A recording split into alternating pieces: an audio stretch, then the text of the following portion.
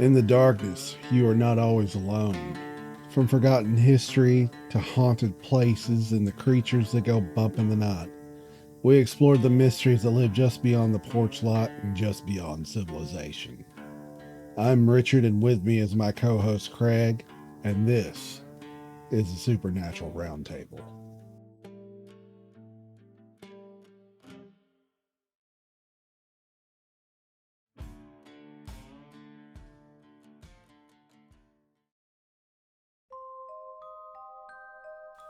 Nestled along the Red River in Tennessee, the Bell Farm sat in comfort until 1817, when the nights changed.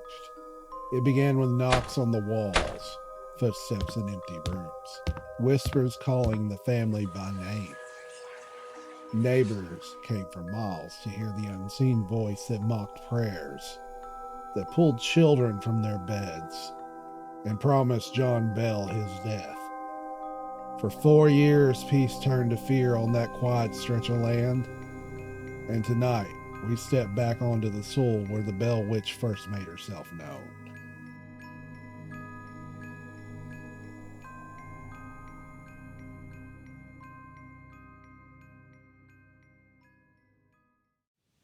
Howdy, everyone. Welcome to the Supernatural Roundtable. I'm Richard and my co-host Craig, and we're joined tonight by Sean and Krystal. How y'all doing? We're doing pretty good. We're going to be diving into the legend of the Bell Witch, one of the most infamous hauntings in all of America, starting in the 1817, along the forks of the Red River in Tennessee. It's a pretty infamous haunting. It even has its own movie. I didn't think the movie was very good personally, but 1817 to 1821. yeah. So we're going to be diving into that today. So hope y'all enjoy the ride. So who wants to go first? Do y'all want to start it? I've listened to a lot of documentaries and stuff about it. I've always been fascinated with it. And of course, we went to the Little Rock Expo. It was a paranormal expo it was like right before Halloween. It was in October. And he actually autographed my book, but this is by Pat Fitzhugh. And he knows a lot about the Bell Witch. Also wrote a book about the Bell Witch, and then he wrote this book of different ghostly encounters and things. That's pretty cool. That's really interesting. I always thought it was interesting that she tormented John and Betsy the most. Betsy was, I think, the youngest daughter, I believe, if I read right. And it didn't bother Lucy Bell, who was John's wife. In fact, it was very fond of Lucy Bell, and when she was sick, would bring her gifts like grapes and nuts and things to eat when she was sick. So I thought that was kind of interesting. Right. The Bells, too, they were a pretty respected family. They were, and yeah, he was involved with the church. Wasn't he a preacher or something? Yes, and I was gonna say it was like I want to say Red River Baptist Church. I was right, Red River Baptist Church. Yes. So. The Bells were also a founding member of this community where they'd set up shop, because when they moved in, there's only a couple families. So during that time, it'd be like one of us moving out in the woods and a couple people moving with us and starting a town. That's literally what they did. Yeah, they were well known. Yeah. And as it was said, very well respected. Yeah, right. And the first signs of it, strange events started happening in 1817. John Bell noticed an odd-looking animal in his cornfield. Some said it looked like a dog with the head of a rabbit. Yeah. He shot at it, and the creature vanished. And then after that, they started hearing strange sounds. Mm-hmm. Yeah, it's almost like him going out there and doing that started the whole thing, because he shot at it. Yeah, I believe from what I've read that this dog was larger than most dogs would have been. Yeah. And apparently it unnerved him. Just something about it. He said the way it looked at him was like a person looking at him. Yeah. And it bothered him so much. That's why he took the shot. And then I believe it was the three boys, the three oldest, not long after this, woke up in the middle of the night, sound like a mouse chewing on their bedpost. Yeah, yeah. I saw that they were talking about it sounded like rats were gnawing at their bedpost at Yeah. night and stuff. Yeah, and then And she would actually get physical with those children. She would slap them. Betsy was slapped and beat regularly. mhm. And the parents, because they were so much involved with that church and with the community, they did not want her to speak about it. And like it said, children would ask her, "Why are you so tired and sleepy? And why do you have bruises all over your arms?" And she wouldn't tell them why. Right. Well, the initial encounter, like I said, with the three boys, from what I understood, as soon as their feet hit the floor, the sound stops.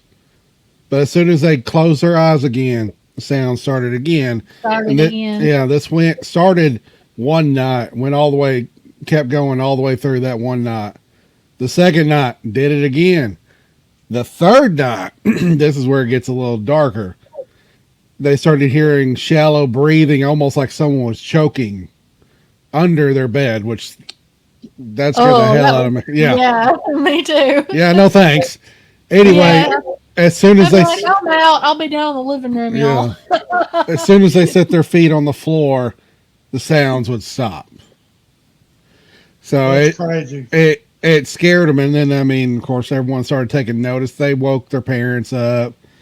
The parents started hearing these sounds too. This is before it ever got to a physical level.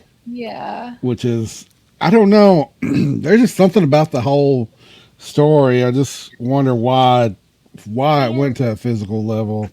Well, you know the Oh, I'm sorry. Go ahead.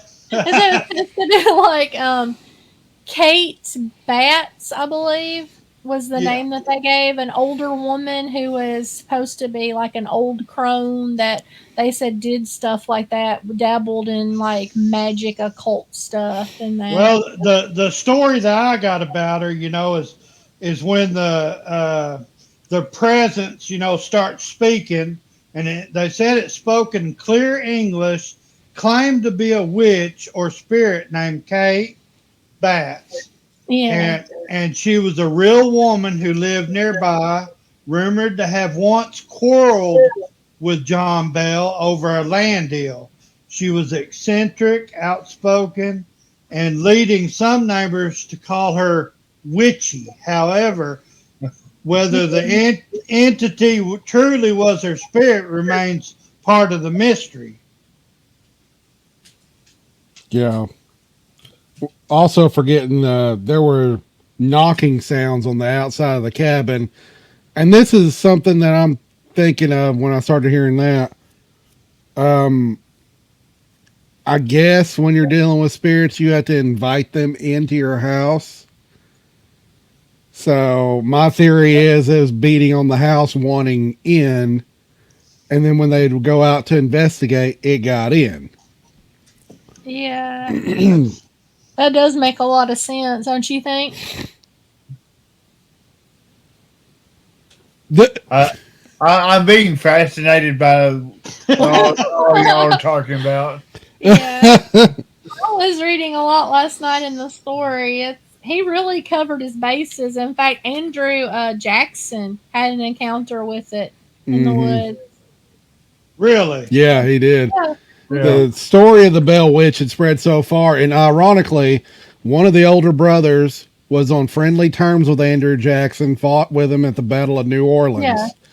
That's how Andrew Jackson came across this story of, you know, all the strange things happening, even though the timeline's kind of weird on that.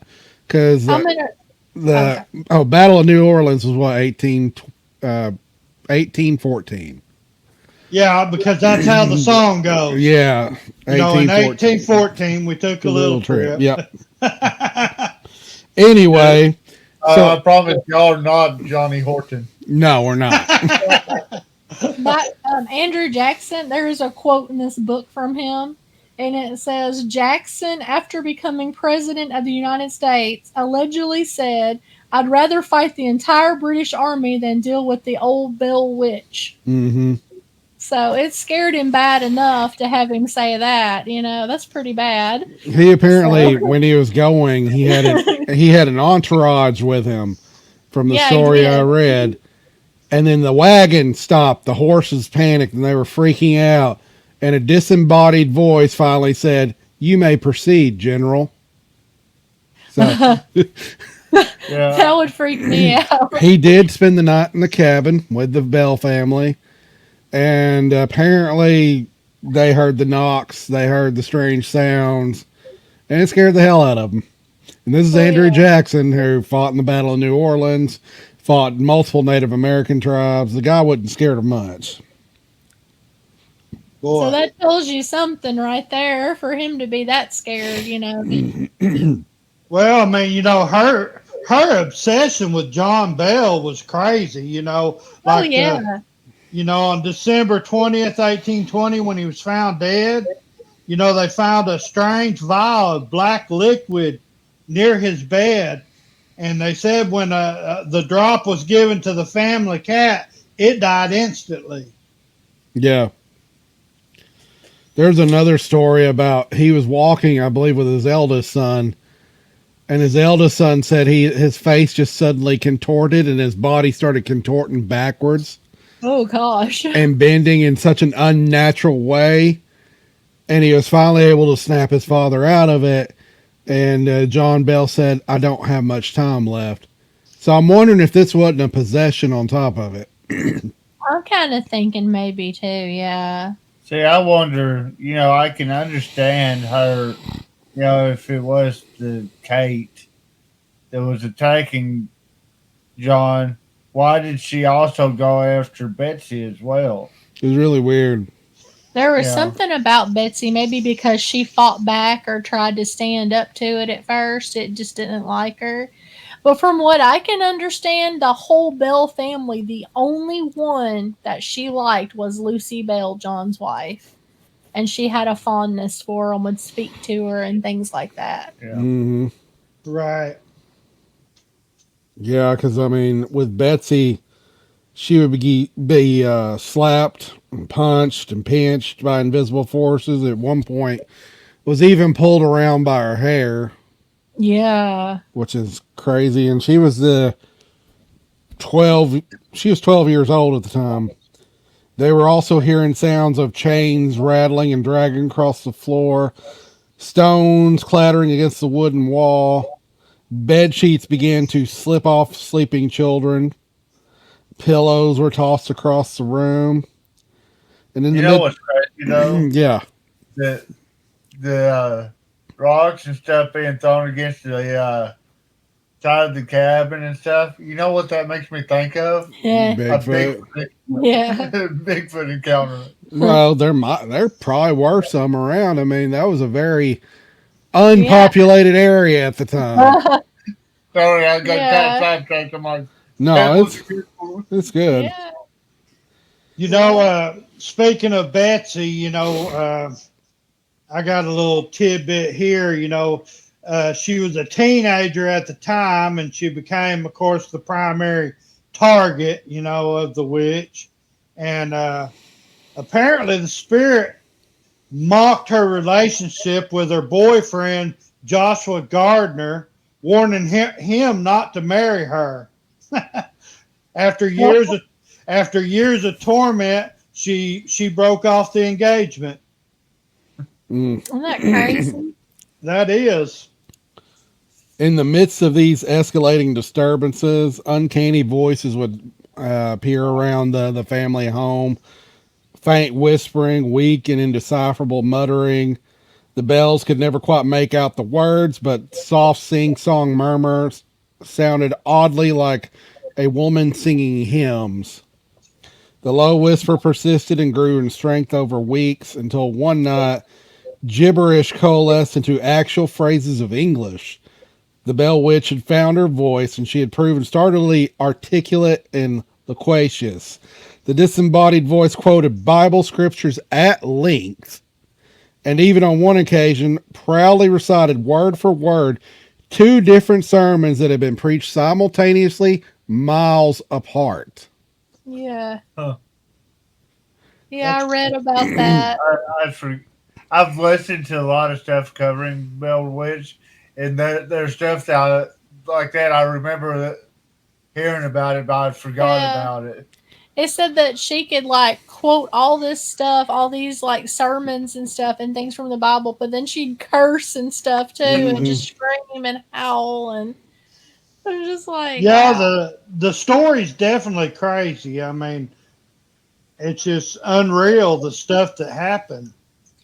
There was a part when I was reading in this book that kind of a nerd or kind of got to me, and it was really strange. But there was an older daughter that was married, and she was out, I guess it was doing laundry. I don't know. She was outside, and she noticed an old crone of a woman and a little boy and a little girl. And they were just glaring at her from across this field, and they were jumping up and down on this like log thing, like just jumping, and they like bowed these limbs where they were kind of like springy, and they were just jumping up and down. And it really got to her because they were just glaring at her from across. They were just staring at her from across the way. And it was just really creepy to me. Yeah, the husband came out and... Yeah, I heard that story too, except the version I heard was they were making the trees actually shake. It was so hard. Wow. Yeah, and... that would be even worse. Her and I believe her other sister could see him. They could see them. There was a woman and 3 little children in these trees. Yeah. When they called when the husband arrived, he could not see these things. He could see the trees moving, but he couldn't see them. It was only the Bell sisters that could see them. Boy, that's crazy. Yeah. It was just creepy to me. That part, it sent chills up my back. I was like, that's just creepy to me. Oh, I agree. So it's just, this whole story is just wild, honestly. And it was ongoing for so long, all this stuff was accounted for. And go ahead, sorry.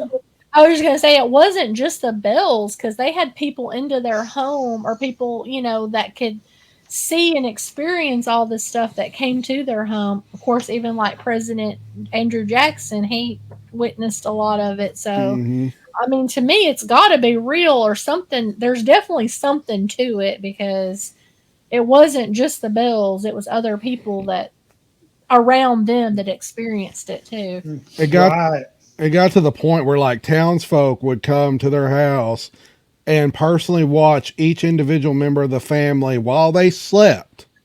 To prove that it wasn't the family doing this. You would. I want you to sleep.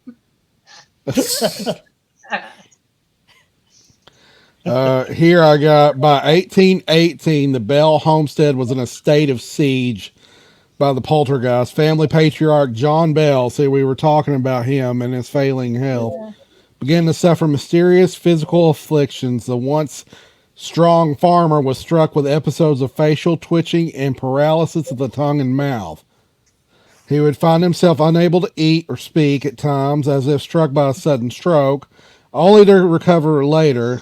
In retrospect, his symptoms actually resemble Bell's palsy, which is ironic, Bell's palsy.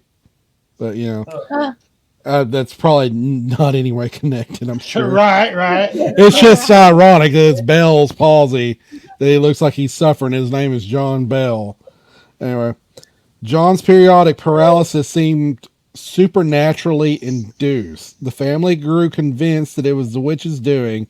The malignant voice openly cursed old Jack Bell, as it called him, and vowed to ruin him. When John's shoes were mysteriously pulled off his feet as he tried to walk, or his face was slapped during spells of twitching, the unseen witch cackled in delight. It was as if John Bell had been marked and the entity had a personal vendetta against him.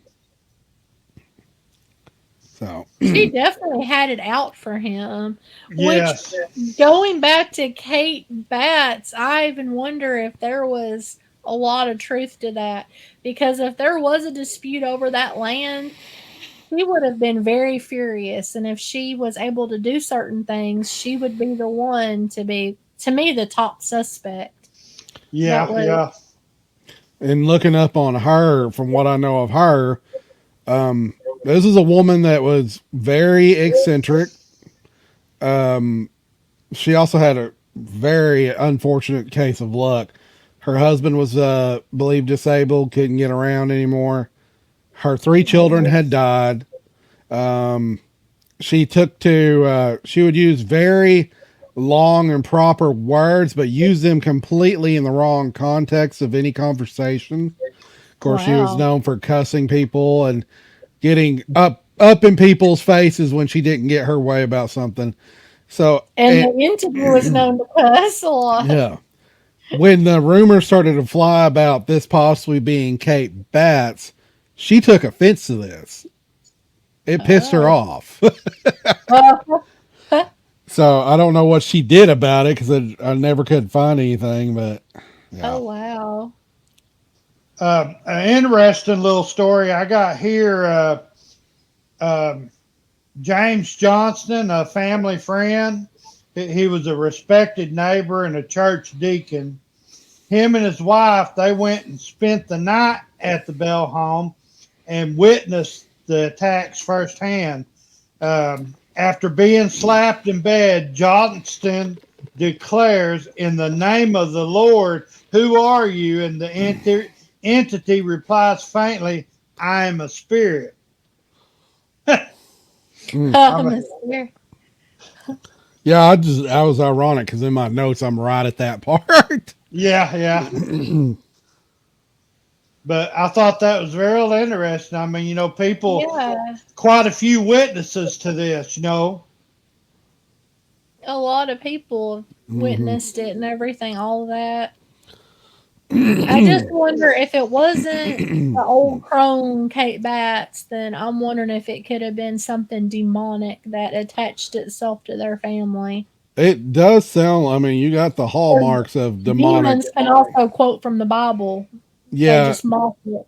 yeah, they mock it, but I think there's some stuff missing possibly with that. I don't know. I'm no paranormal expert, so We just like talking about it. Yeah. that's true. Once word escaped that a witch or a spirit was plaguing the John Bell household, news spread like wildfire across the country, and like we said, neighbors would actually come to the farm themselves. The phenomenon soon attracted curiosity seekers well beyond the Red River settlement. People traveled great distances, some even across Tennessee or other neighboring states. Wow. By late 1819, the Bell family farm almost resembled a public campground on some nights with dozens of visitors milling around. No. Yeah. The Bells were hospitable by nature, tried to accommodate as many of the guests as they could, but the burden grew severe. One family friend later noted that the constant inflow of guests put a strain on the Bells' resources in food, bed, and patience alike. And of course, as we said, among the many that came was Andrew Jackson. I'm just going to read the story outright. The Bell Witch legend holds that Jackson had heard the strange going-ons. Of course, he was also friendly with, I believe, Dewey or something. One of the boys. He made the trip to the Little Red River with a small party and wagons to test the witch. And as the story goes, when Jackson's wagon arrived near the Bell property, it suddenly froze in place. Jackson allegedly claimed, "By the eternal, boys, that must be the Bell Witch," when the wouldn't move. And of course, it also said, "You may proceed, General." So that, yeah. Wow. Jackson's men finally got the wagon moving and spent an anxious night at the Bell home. One of Jackson's entourage, a self-proclaimed witch tamer, boasting that his occult expertise was violently attacked and chased out of the house. Wow. Tamer, huh? Yeah. And as you said, Jackson was quoted by saying he'd rather fight the British than the Bell Witch. By morning, even Jackson, a man not easily cowed, supposedly decided to depart as his troops refused to stay another night on the accursed farm. Oh wow. Yeah. It's You just know, you know crazy. what I don't get. They had some silent years where they didn't have no activity hardly. 1822 to 1827, and then it returned in 1828. I wonder why. I don't know. I got to think about it, being that he was a Baptist preacher, and we're talking about it possibly being demonic. That something demonic is going to attack somebody that's more faithful, Yes. more Christian like that. Yeah, try to break them. They're going to get more attacks than what somebody else might. So, he very well could be attacked by a demon. It could very well. I don't know. It's still a very interesting segment in the history of a haunting, Yeah.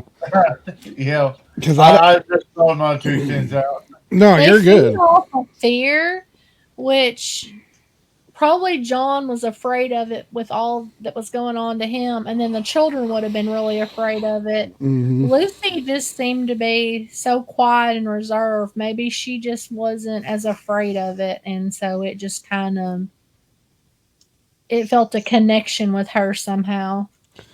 I don't know. And of course, also on the note, you remember, Craig, you said something about the vial of strange dark liquid being found near Yeah. John Bell. Apparently, when they did give it to the cat, and when the cat died, the witch's voice crowed triumphantly, "I gave old Jack a big dose of that last night, which that fixed him." Yeah. She poisoned him. Apparently. See, I've never heard of a haunting where a ghost interacts quite like this. Full sentences, often, singing church hymns, saying sermons. Well, it says here that when she disappeared, she said she would return in 7 years. Well, she returns, and if you read on, it even says that after she returned that she will depart once more, and she was promising to return again in 107 years, which would have been 1935. Mm-hmm. I don't know if anything happened in 1935, but that's what she apparently said. No sightings, I guess, recorded. Could have been there was no one there to just witness it, because I believe at that point the cabin and all that was gone. On. Yeah. You're Just probably right. Wonder if she cursed that bit of land. I don't know. Because,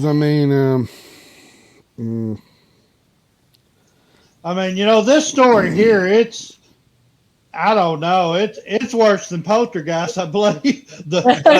I know. There's definitely something strange going on. Yeah. I'm actually trying to read up on more of it. I've spent all day reading them, so I've got so much crap flowing through my head. There's a lot on it. Let's see.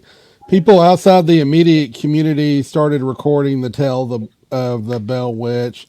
The earliest written accounts of the Bell Witch comes from an unexpected source, a travel diary of a young Army officer, Captain John R. Bell, no relation to the Bells. In October of 1820, only weeks before John Bell's death, Captain Bell was passing through Robertson County as part of an expedition returning from the West. He stopped for dinner at a house near the Red River and heard locals excitedly recounting the marvel of a young girl with a mysterious voice. In his journal, he noted the singular circumstance of a 15-year-old girl in the vicinity who was accompanied by an invisible voice that spoke aloud and even answered the onlookers. Thousands of persons have visited her to hear this voice, Captain Bell recorded, adding that many suspected the girl or her brother were ventriloquists, which is kind of crazy. Though the family was respectful and the curious visitors left unsatisfied. So that's one of the earliest accounts. It lived on mostly after that in oral tradition. The Bell family and their neighbors undoubtedly continued to share the story. By 1840 and 1850, as those who remembered the witch grew older and bits of the tale started to appear in print. So, I don't know. Well, It's weird. yeah, and it says names, dates, and events were even recorded in the church and land records. Yeah. Because, like, old Kate Batts was a real person. Yeah. Yeah. She, as eccentric as I said, roughly the same age as John Bell. She was born Catherine, I can't talk. Catherine Williams. So she was likely the niece of. Wait, how's that? Okay. Kate Batts was a new. Historic records indicate that. I don't know. It gets confusing between the legend and the written source and what they know. In fact, Kate Catherine Williams was a relative of Bell's by marriage. She was likely the niece of Lucy Williams Bell, John Bell Sr.'s wife. We're talking about Kate Batts, apparently. No wonder she liked her uncle. Jesus. And I said she also had a reputation for being loud, assertive, unrefined in her speech, using odd phrases that amused or bemused her neighbors in an era when devout conservative values reigned. Someone like Kate Batts would have been an easy target for gossip, and many in the Red River whispered that Kate dabbled in the occult. So, I don't know. Either way, these people are real. I mean... Oh, no doubt about it. Do I know if if this stuff actually happened, how much it's embellished? I really don't know. So it's hard to say because it's so far back. Yeah. And back then the recorded history, of a lot of things, it wasn't recorded exactly how it happened. Yeah. Some hearsay and gossip and things. I don't know. It's just it's one of the weirdest stories I've ever heard. And of course, the only place you can really visit on the Bell property today is the Bell Witch Cave. There is a cave on the property that she is said to still haunt. Oh, that'd be cool to go visit. I seen that there was a cave still out there. Yeah, I've seen several. I know, like Ghost Adventures. They've gone into that cave. I can't recall if they ever had anything interesting happen. So I'm not a big fan of Ghost Adventures. Oh, I'm not either. Most of those shows, I feel like they make up a lot of stuff just to get views. A lot of it, I think, is set up. Yeah. Yeah. So. I like caves, though. You don't want to go visit I do somewhere like caves. Well, I eventually want to go start doing some paranormal investigating ourselves. I mean, we got all the equipment that for should it. be kind of fun. Yeah. I even got a thermal camera now. Oh, that's cool. Oh, it works. It works well. You remember that cemetery that I told you was over by me that was supposedly haunted? Yeah.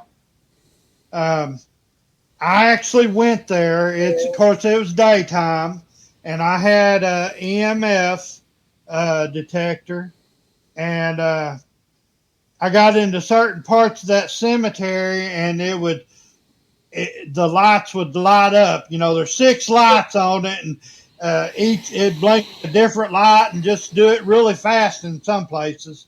And Wow. yeah, there's some kind of activity there. I think I told you about that one over here, the outside Cersei, that I would like to do that at the Crow Cemetery. Yeah, but there's also that one in Bald Knob too. I'd like to go to the Crow Cemetery first, though, because Yeah. it is half of it is used. Half next to the road is still people still getting buried out there and everything, but the back half is It's old and grown I up. mean, I walk back in there. There's probably 100 graves back there that are just completely growed up. It's creepy. I wouldn't go back there. He went. I wonder why they let it get that way. I don't know. There's probably a reason they don't go out there. But I think it's if I remember right, it was initially a black community, and when it was first started, it was a black cemetery. Yeah. So I don't know why they let that part just. I mean, yeah, they don't go out there and maintain it. To me, and I've told Sean that there's got to be a reason they don't want to go back in there. Well, how remote are we talking about? Pretty remote back in there. I mean, there's some houses and stuff right there, like right across the road from woods and stuff, or back in there. There ain't no power lines close or anything, is there? That I don't know for sure. He'd have to go back in there. I'd have to go back in there and look.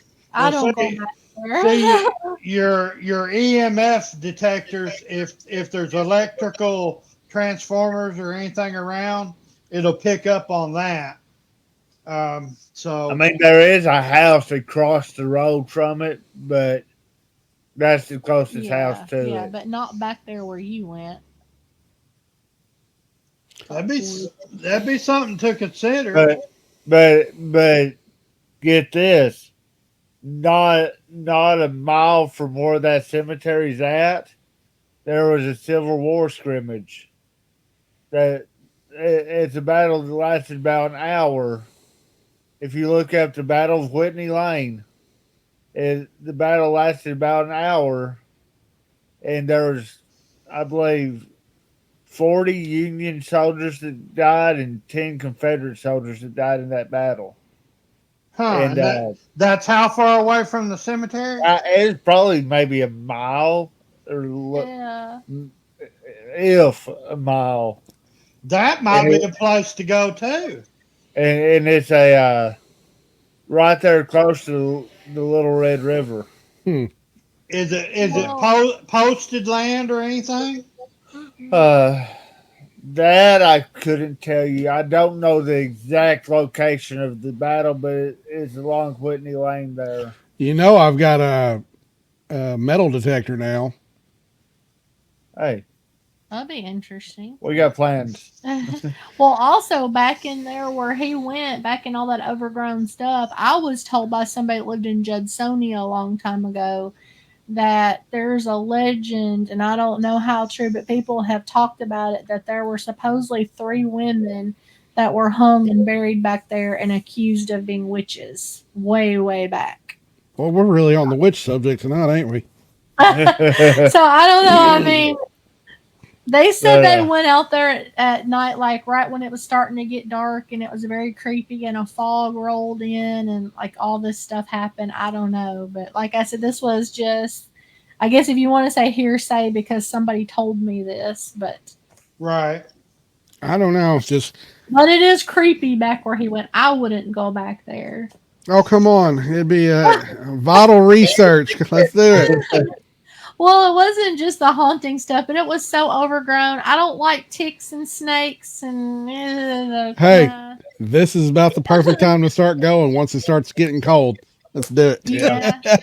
Yeah. 'Cause Actually, then, yeah. Me 'Cause and then him there are. was the critters. You went in like more of the summer, I think, when you went out there. I wasn't going. Mm-mm.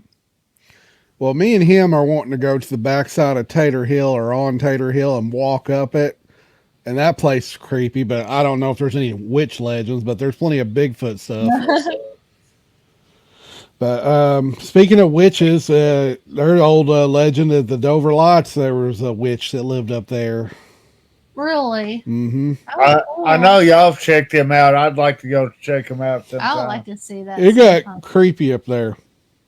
Yeah, when we made some Bigfoot calls and I got an answer, that was creepy. The whole atmosphere changed when that happened. So, Because see the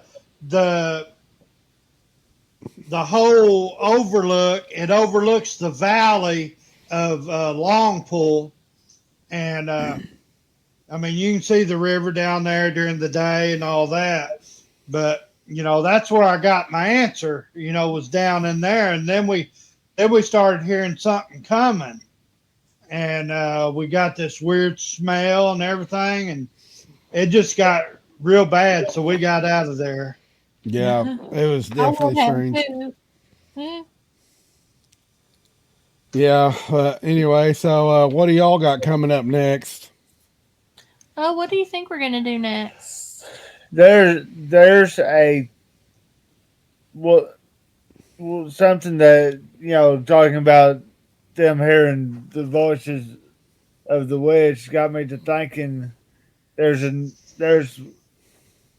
a topic that it's crossed my mind, but I kind of forget about it sometimes. But it's called Jeff the Talking Mongoose. What? It's spelled GEF, but GEF. but it's supposedly a mongoose that was living in the walls of these people's house and would talk to them. Hmm. And this is located. The place is located on the Isle of Man, which is over kind of between Between here and Britain. yeah. Isn't that where the Manx cat came from? The Isle of Man, the Manx cats, the bobtailed little cats. I don't know, but it's kind of between Ireland and England. Huh, that's weird. That is really weird. I've never heard of that. But yeah. I've never heard of it. It's kind of a neat. I don't know how long of an episode it would be. Well, we just can being add that. something to it, maybe. But- You know how Diane and Kelly with the History Goes Bump, they do the moment in history? Yeah. Maybe we could do like a little short and then do our topic. But too. but yeah, that's something I've been kind of thinking on. Is Jeff the Talking Mongoose? I think we're going to cover the Minerva monster next. I don't know that one. I don't know that one either. What? It's another Bigfoot like since Bigfoot seems to do so daggum well on this channel. Yeah, it Because does really well. If you look at Ape Canyon, that thing blew up big time. Man, I missed out on that one. Yeah. Lake Canyon is freaking amazing. To just the whole incident and the one reaching through the window or whatever, trying to get I put artwork in there on that video of it reaching through and grabbing the axe and trying to get it through. So I spent a lot of time on that video. Anyway, so the Minerva monster is pretty much it's the Ohio grass man, but in a town called Minerva, and it terrorized his family in the 70s. So we'll be covering that at length on the next episode we get into. Cool. So. Yeah. Bigfoot just does well on this channel. I don't know what it is. I don't know if it's because me and Craig are super passionate about Bigfoot. But anytime we do a Bigfoot story, other than the Yeti, Bigfoot goes and does very well. So I might have to start jumping in on a few more, especially Bigfoot stuff. yeah. A guy that I know, said that he would be more than willing to come on an episode. Oh yeah, Robert. Yeah. Robert Swain. He's basically the founder of the group called Apes. It's like Arkansas Primate. I didn't want blank, whatever. Yeah, But, he's wrote some books too, and seems like I've heard that name before. I have too. But yeah, Sean's known Robert a long time. They used to go out and do a lot of the Bigfooting stuff, and we've been down to Falk a couple times. he's the one I went with down to Falk Yeah. when we went down there. Well, he was talking about y'all going down again, and that would be fine. I'll just stay home with the dogs because now we have a lot more dogs. It's a lot harder to travel and go places. But you should go. He has asked me if I'd go with him one day to go down to Falk because he had some of his books. The guy that owns Monster Mart, he allows him to sell his books down there in the store too. So if you go, you got to bring me a shirt from there. Well, I'm going to plan on going down there with him to do that, and that'd be cool. And I can talk to him sometime if y'all want to have him on or something. We'll get on there and that'd be interesting. Hey, he's one of them. He's pretty passionate about the Bigfoot topic as well. So yeah, that'd be cool. Speaking of you go down there, definitely record some of the footage. Yeah. I was going to ask you if you would like to do an in-depth episode on what happened in Texarkana with the town that feared sundown. Town of Dread Sundown. Yeah. And I've seen the old movie too. Love it. But it really happened, and we could do an in-depth on that in Texarkana and kind of get the facts from what happened in the movie they made with Mary Ann from Gilligan. Anyway. She was in it. But anyway, I think that's about all we got for today. So I think we did pretty well. I think so. And, we thank everybody for watching us and supporting us. And anybody that wants us to tell their story or come on as a guest, what's the email again, Richard? supernaturalroundtable@gmail.com. Of course, everyone, don't forget to check out Sean and Krystal's podcast on Podbean. Yeah, Paranormal Adventures with Sean and Krystal. Yep. We also got other shout outs, Spirited Investigation. They went out with us to the mountains, so that was really cool. Oh, cool. Their first Bigfoot outing, and it was pretty neat. We didn't capture much Bigfoot sign, but we had some weird stuff happen around a graveyard. So yes, I'll we say did. that all of our radios queued up, or one of the radios queued up. I can't recall. Wow. While we're walking towards this old little plot that they don't even have headstones, they have rocks. Wow. And the radio queued up. And then we got the best wood knock, and none of us was recording. The clearest wood knock, and not one of us was recording. Yeah, and we started having problems with our parabolic antenna, so we couldn't catch anything. No. Oh, man. Which we need to get a new headset for that. So, but anyway, thank y'all for coming on. Yeah, thank y'all. Thanks for having us. We enjoyed it. It's been fun. Yeah, I mean, y'all are welcome to come on. This is a little bit short. I can't believe how quick we ran through all that daggum information. This is the Supernatural Roundtable, signing off for now. From haunted hollers to shadows in the pines, the strange is never too far from home. Until next time, keep your wits about you, and we'll meet again down the road.